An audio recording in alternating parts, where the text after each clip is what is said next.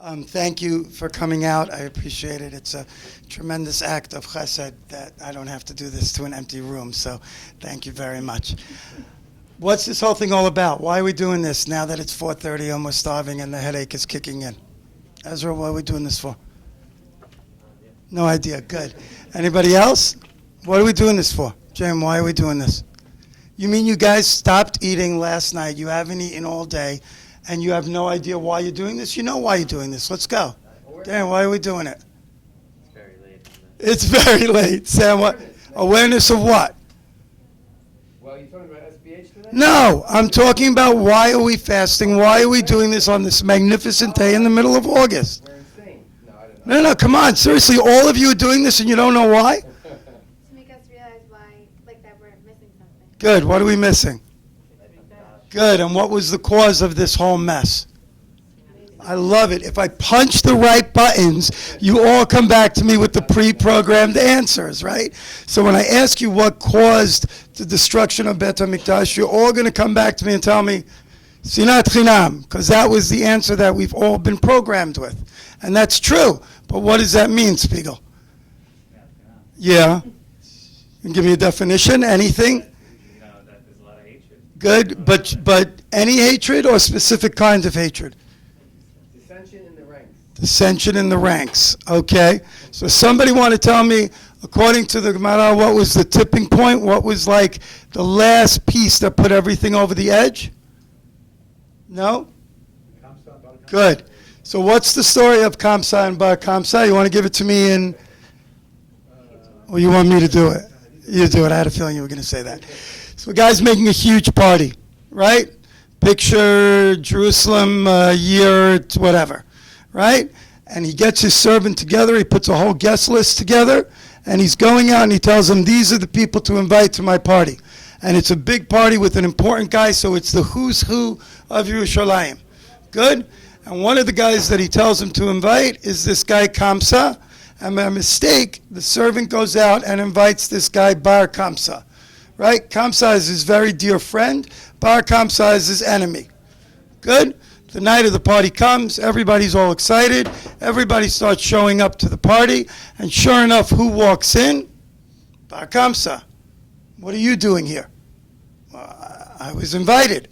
I thought you were finally doing the right thing and offering up a peace offering. That's why you invited me to your party. He goes, that's not why I invited you to the party. I didn't invite you. What are you talking about? So what do you mean? Here's the invitation. And he realizes that he was invited by mistake. Good? So what does the host of the party do? No. He vocally in front of everybody says, get out. The guy says, you're embarrassing me in front of all of these people. It's not cool. I'll pay for half the party. So the guy says, supposedly he says, your money's not worth anything. Louder than he did the first time, he stands up and tells the guy, get out. The guy says, look, you're embarrassing me. It's horrible what you're doing. I'll pay for the whole party. Good? The guy makes a bigger scene and throws him out. To make a long story short, the guy's irate. He can't believe what happened. And he goes down this whole track of notifying the Roman authorities, putting this whole plot into place that would set up the Jewish community to look terrible in front of the Romans. And that ends up leading to the destruction of Bet HaMikdash. Impossible situation, right? Could never happen now. Could it? So he's having company for Shabbat. He's rushing, so he turns to his sister, who's much smarter than him, and says, invite all of these people to my party tomorrow. And there are 4 other Charles Antebys. There are actually 4 other Charles Antebys, right? So by mistake, his sister invites me, who doesn't like Soli at all. As a matter of fact, we've actually been fighting over a lot of things, right? Soli insists on putting up a clear tent in Florida. I tell him it's going to be 100 degrees. He does it anyway. The last guy he wants to see walk into his party Shabbat afternoon is me. But I can't believe it. Sully grew up, and he's being so mature, and he decided to take the high road and invite me to his get-together. So I get all ready, and I show up at Sully's house, and everybody's there. All the cool kids, all the people who you want to impress, naturally, because it's at Sully's house, they're all there. What happens? I guess that's very good. Sully stands up and he says, "You're not the Charles Anteby that I invited to this party. I wanted your cousin Charles Anteby. What are you doing here?" I said, "Sully, I got a text telling me to be by your house." He said, "Look, I don't know how you got the text, and I don't know who screwed up, but there's no way that I want you at my party. Get out." I said, "Sully, look, come on, man. It's not cool. You're going to throw me out in front of all of these people?" Look at the smile on his face. Look. He said, "Not only am I going to throw you out, I'm going to make a scene out of it, because you never should have been here to begin with." And he gets up and he says, "Look, Tish'a BeAb, get out."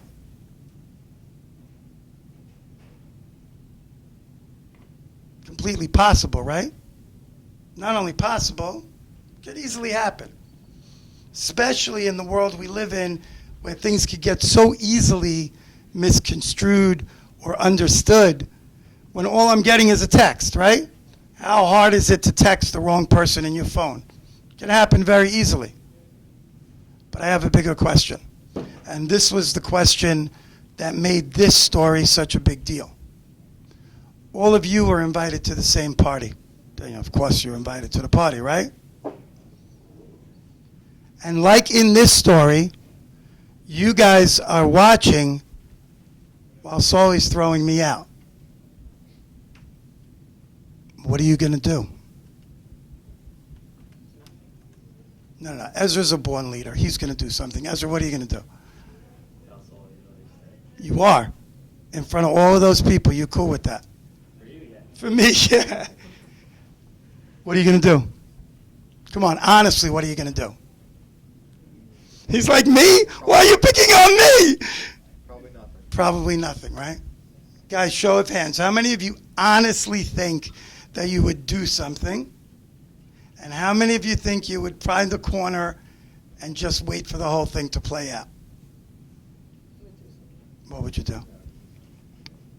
I would say, come on, quiet down, let's go inside and talk about it.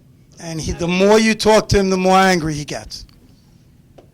Yeah, but at least, I think the shame of the story in the Gemara is that there were great men at this party, and that these were the leaders, the hierarchy of the community, and nobody stepped up. Did anything. Good. One person. 1 second, Sammy first, go ahead. From the line of Sharon, Hey, Sammy. I would It's a do reunion. use the bomb, so to speak. Okay. Any way that I could. Because Mhm. It's not going to end well. Okay.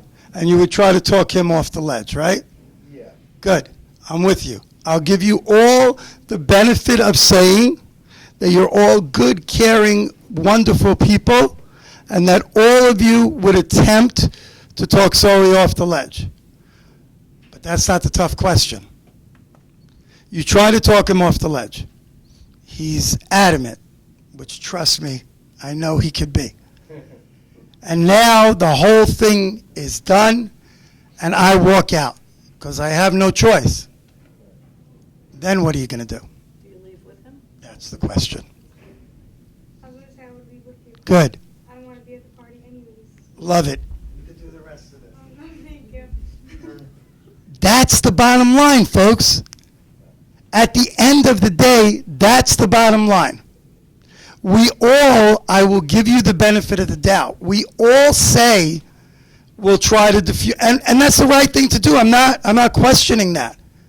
The question is, when push comes to shove, and when the wrong thing is happening, are we cool with the wrong thing happening to somebody else? And are we okay with just letting that happen? Because, ladies and gentlemen, that is what today is all about, I believe. Now, the likelihood is none of the other 39 people that are giving a class today will agree with me, which is why I'm nervous about using this microphone. But at the end of the day, that, I believe, is what Sinat Chinam is all about. It's not about the guy who's being stubborn and irresponsible or is inconsiderate of somebody else's feelings. That's not the real problem. The real problem, I believe, is exactly what Sharon said. There were hundreds of other people at this party, and the story ends by saying, he left and the party went on. So what is today all about? Having each other's back. Good. Today is all about what are we going to do better. How are we going to improve not only ourselves, but how are we going to improve the world around us? How are we going to figure out a way that when we're in a situation where something unjust is happening, that we're going to do something to fix that situation? And that's really, really, really hard to do. Good? So why do we fast? Why don't we not, wear shirts with buttons? Why'd they pick food that we couldn't do? Come on, you know the answer. Yes? Comfort. Good. We leave the comfort, we leave the zone of comfort. Beautiful. What's the best way to get me out of my comfort zone? Almost. They know better. Thank you. If I can't have Diet Coke for 25 hours, I'm barely me. That's a really sad admission, by the way. But it's the truth, right? Get me out of my comfort zone. What else aren't we allowed to do on Tish'a BeAb? Leather shoes. What's that all about? Good. It used to be that if you weren't wearing leather shoes, you were barely wearing shoes. Make me uncomfortable. Get me out of my comfort zone. Because in order to fix what's wrong, sometimes, I would venture to say a lot of times, we have to be willing to go out of our comfort zone. And that's not easy. So let me show you what you could do. Let me show you that not only are you okay out of your comfort zone, but ultimately you can think through things and make really good decisions and then act on them. Oh, wait a minute, now that starts to make sense. It's not just about depriving me of food for 25 hours. It's specifically for a reason. And that reason is to show me what I'm capable of. Good? Good. So everybody spends, I have a pet peeve, and this will go back to something that I mentioned on Friday. I have a pet peeve. For 3 weeks, all we hear are the things we cannot do during the 3 weeks. And then for 9 days, we hear about all of the things we cannot do during the 9 days. When was the last time somebody told you what you should do during the 3 weeks or the 9 days? Anybody know what we should do? Good, but that's the same pre-programmed answer to the other one, Ahavat Chinam. Yes? Be conscious Good, of what? of what you're doing. Beautiful. And one more step. Your speech. Hmm? Your speech, how you talk to other people. Beautiful. We, your name? Evelyn. Evelyn. Evelyn can make a huge difference. Can you make a huge difference, Evelyn? Did you walk in here thinking, I can make a huge difference? No.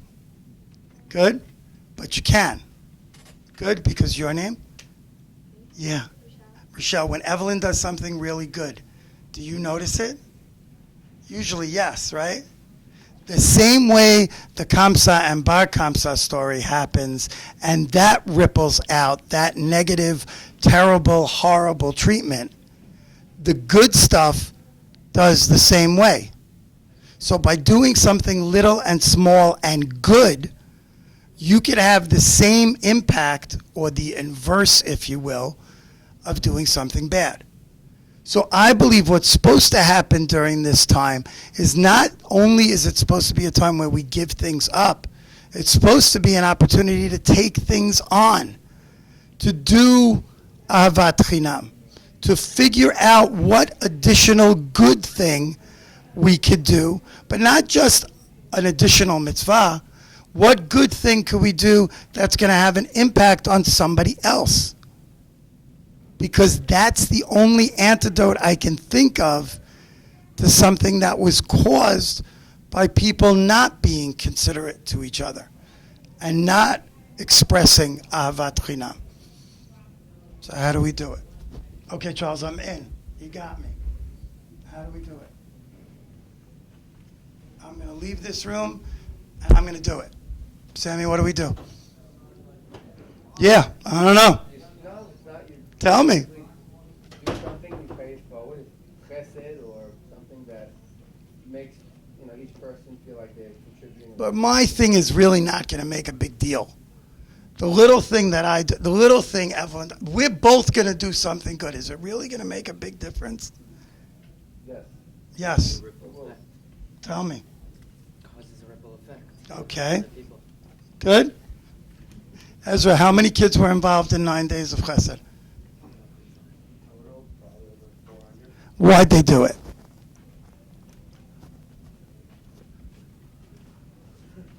Come on, it's just us. Why'd they do it? A lot of it for the chesed, but also for the social scene to be together with their friends. Good. So, Evelyn, even if you do something that's not even exactly for the reason we described, it still works, right? Because hundreds and hundreds of people were impacted by what went on this week. Good? Okay. So here's where I want to try to hopefully pull this all together. The purpose of this day, to me, is really simple. It's to tell us you could be better. You could be better. You may not think you could be better. You may not be aware of all the ways that you could be better, but you could be better. Not only that, you have the ability and the power to make a huge difference. Yes, one person makes a big difference because everything has to start somewhere. I wonder, thinking back on the story, your name? If Eleanor had stood up and left at this party or at the party we described, how many people might have followed Eleanor and walked out? That, ladies and gentlemen, is the whole question. If nobody stands up and walks out, if Eleanor's not the first one, then there's no shot anybody's walking out. But if Eleanor walks out, and we've seen it a million times, if Eleanor walks out, that there's a good shot that you're going to say, wow, she had the guts to do that. I could do that too, and you're going to follow her. And then who knows where it goes. And maybe enough people stand up and walk out and make that statement so that at the end of the day, there is no Churban Bet HaMikdash. Wow, that's a big jump. Eleanor got up and walked out, and that saved the Bet HaMikdash? But I know for sure that if Eleanor doesn't stand up and walk out, that it's not happening. So the bottom line is, at the end of the day, what I believe is going on here, hi Ma, what I believe is going on here, right, is that Hashem is trying to take the day to show us, okay, that each and every one of us has the ability and the power to change what goes on around us. The question is, are we going to do it? And the easier thing to do is just to stay in our comfort zone. So that's why the whole purpose of what we're doing today is to get us out of that comfort zone. Show you that you're fine outside of that comfort zone. Now, what are you going to do about it? And how are you going to make a huge difference? Good? So what do we have to leave this day with other than spending the next 3 hours figure out what we're breaking our fast on? We just had a 15-minute debate before I got here with Bobby and Robin and I deciding which shape pizza we wanted to break our fast on. Right? The bagel store is the most popular place on Tish'a BeAb. Makes no sense. Right? If we go through this whole thing, if we spend a whole day fasting and nothing else, we missed the point. All we did was not eat for 24 hours. The point is trying to figure out during this 24 hours what it is that we can do that can move the needle one tiny, tiny drop closer to a place where we have a lot more ahavat chinam than sinat chinam. And every single person in this room has the ability to do that. So if you finish this whole exercise without identifying what that is, at the end of the day, I would say that you've sort of missed the point. Good? Okay, but let me let you in on one other secret. If tomorrow morning comes and you haven't decided what that's going to be, it's gone. Because if you remember, by tomorrow morning, none of us are thinking about what it felt like to be fasting today.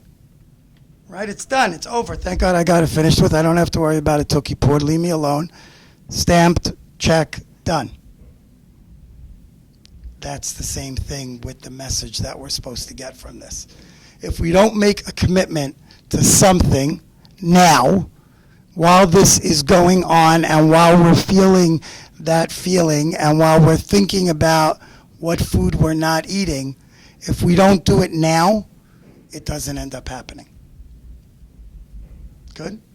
So I'm going to make the revolutionary step of asking all of you, without telling me what it is, because I don't, honestly, it doesn't make any difference to me. What I need you to do now, right here in this room, before I let you out, and there's a movie after this, so I can keep you as long as I want, okay, is I want you all to make a commitment to yourself on one baby step, one thing that will make the world you live in and the people around you and all of the stuff that goes on around us every day a tiny drop better. And as soon as you do that, you're free to leave the room. Jamie's like, oh no! No, you got to do it. You got to do it now. If you don't do it now, it's not happening. And then I did this whole thing. And even though you might sit down. Sully, what time is it? Come on, you got plenty of time. I love it. So this is the part that's fun. You turn to your mother, she turned to her friend. What should I do? Tell me what to do. You know, Charles, you said something very interesting, and I had this discussion with somebody yesterday. Okay. Growing up in this community, going back 25 years ago, maybe some of you were, not even born, but this holiday was not as spiritual or as serious as it is today. It was a shopping day. It literally. I mean, it was, let's go to the mall and let's just, there was no shul, there was no classes. Movies. Very few people Yeah. fasted. I think people my age know that. Yeah. 50 years ago, you had trouble getting minyan. Right. Yeah, for sure. Interesting. For sure. Your example about walking out of the room after all these years, and 25 plus, it's literally our community, as a community, walking out of the room every year, and more people are more or less protesting and walking out of the room. Today, God bless Kenya Boom. I don't have to tell anybody what we have. Yeah. I mean, the amount of classes, the amount of shuls, the type of day it is. There's only one building, but Yeah, there's stuff going on all over the place. what the attitude was back in the day that we'd get to this point. Correct. And more people got the message over the years, and now instead of 10% literally fasting, 10%, Right. you have 10% Not fasting. Correct. That, to me, is the... But then the concern to me, right, is I think it's wonderful that 90% fast. My question is, going back to where we started, these are the elite, right now, because they came to my class, because these are kids that are smart and educated and doing all the right things all day long, right? Right. Did anybody explain to them Why? why? Right. The what is great, Right. and it's important, and it's the first step. But ultimately, the why is, I think, what it's all supposed to be about. So, it's interesting. So my brother-in-law is a rabbi. Mhm. Sure. We had this conversation yesterday, and exactly what you said to one of the girls who said, by one of them walking out of the room, That's right. the next one's going to follow. Oh, you're fasting? Really? You're That's fasting? how it happens. Wow. Well, maybe I should fast. That's right. And it's a start. And then all of a sudden, oh, you're not going to say the 9 days Lashon Hara? Oh, wow, you're not going to do that? Wow, that's pretty big. I do. Let me try in one SBH piece, right? Just because Got it. mandatory, right? They're all here. Good. And I think you guys will agree or disagree with me. You can, okay? Like you could disagree with me. It's cool, right? The stuff that happens at SBH is this huge monster, right? It's 10 divisions, 80 programs, hundreds of people. It's this huge monster thing. And it's hard for me sometimes to get my head wrapped around everything that's going on.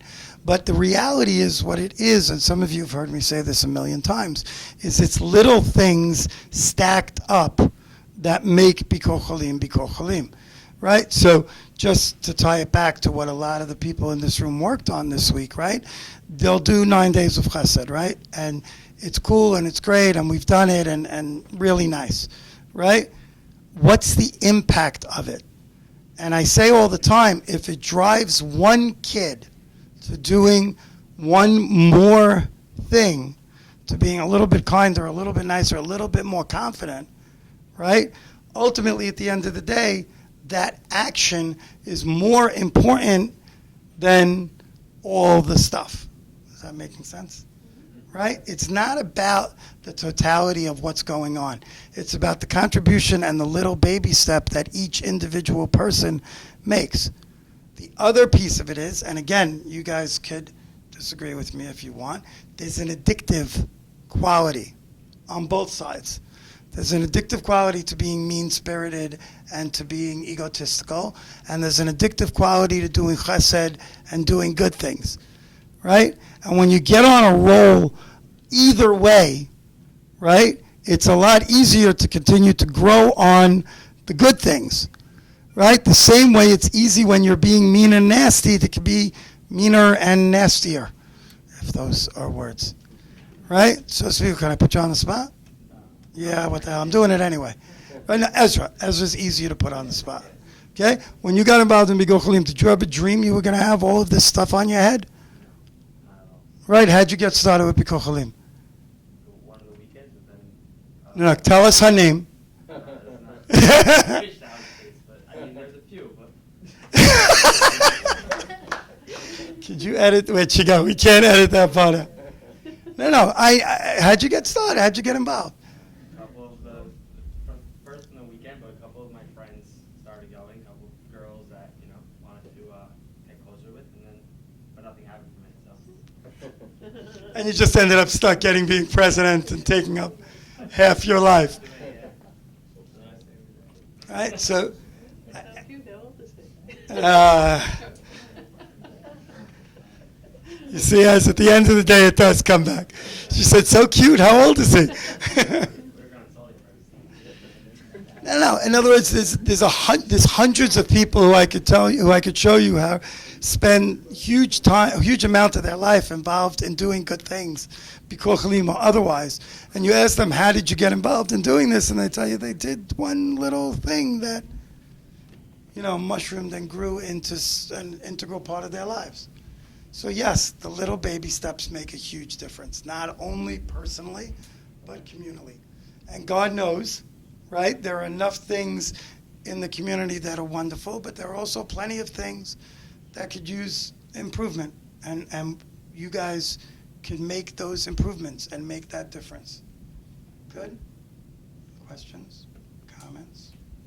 So Charles, I love what you said in the perspective, and I think if we all just could take a step and be more conscientious when we're out in the world. Is someone by themselves? Is someone lonely? Is someone not getting attention or invited? Does someone need to be pulled into a crowd? That kind of Good. thing. So you're touching on my one last point, right? So everybody will walk out of here saying the next time I'm faced with something, I'm going to do it. But there's a problem because that doesn't work. You have to go find it, Right. It's an opening your eyes. right? Because the line is you will miss everything you're not looking for, right? If you're not looking for a reason to help somebody, if you're not top of mind, right, looking for that person that needs help or looking for that thing you could do, you'll go a very long time before it will find you. It's an action that you have to take. It's not something that's going to happen to you. It's something that you're going to bring to you. Seek it out. Seek it out. Good?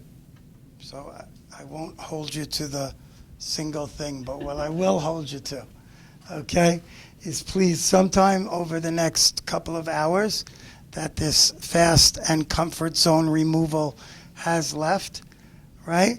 Think about a little bit about what it is that you can do and what are the opportunities that are in front of you that maybe you may not have caught or you may not have seen or you may not have jumped on, and be that person that when something wrong is happening, when something that shouldn't be going down is going down, be that person to stand up and say, this is not cool, I'm going to do something about it. And hopefully, if we all follow that lead, a year from now, we'll be in a situation where we no longer have to be out of our comfort zone. And enough people will have stood up and done good things so that we'll have the Beit HaMikdash. We'll be back in a situation where we're all aware of each other every single day and ultimately bringing Mashiach b'ma'ayamenu. So thank you, everybody, for your time. I really appreciate it.